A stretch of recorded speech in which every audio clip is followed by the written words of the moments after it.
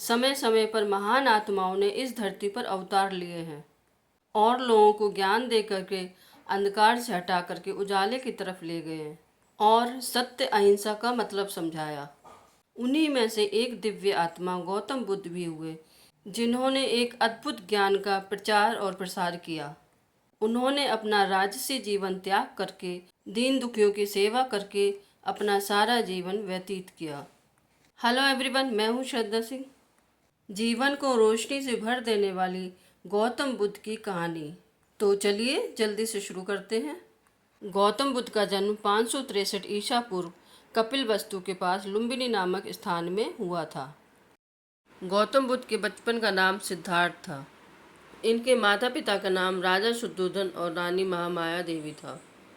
उस समय महिलाएं अपने शिशु के जन्म समय मायके आ जाया करती थीं, लेकिन वो अपने मायके नहीं पहुंच पाई थी।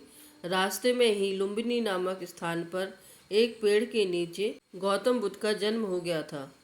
जन्म के 7 दिन बाद ही माता की मृत्यु हो गई थी। लेकिन जब बुद्ध जी को राजा के पास लाया गया तो सभी रीति रिवाज के साथ बच्चे का नाम सिद्धार्थ रखा गया। सिद्धार्थ के जन्म के समय कई नामी साधु संत वहाँ पर उपस्थित थे, जिन्होंने भविष्यवाणी की थी कि बड़े होकर के सिद्धार्थ या तो महान राजा बनेंगे या फिर महान साधु।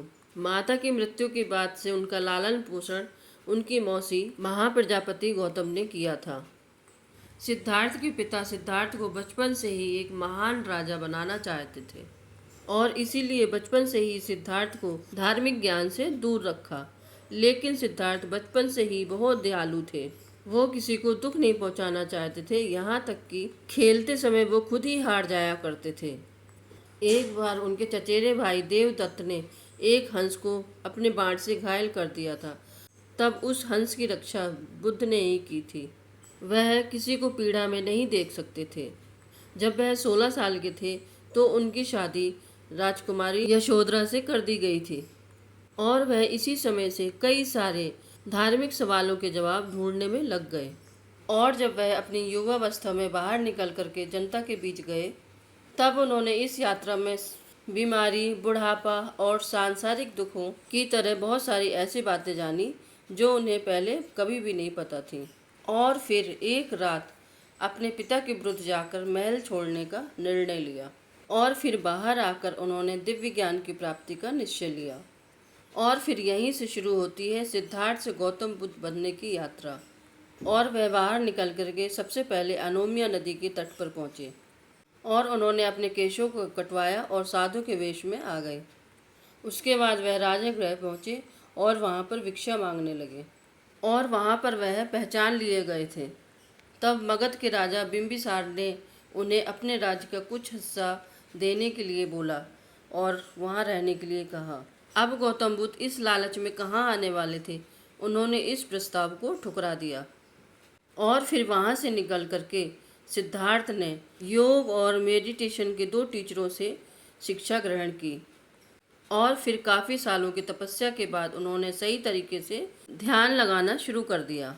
और फिर बोध गया जाकर के पीपल के पेड़ के नीचे बैठकर जब उन्होंने 49 दिनों तक ध्यान लगाया, तब उन्हें दिव्य ज्ञान की प्राप्ति हुई। कहा जाता है उस समय उनकी उम्र 35 साल थी और फिर तब से 80 साल तक वो प्रचार प्रसार में लगे रहे।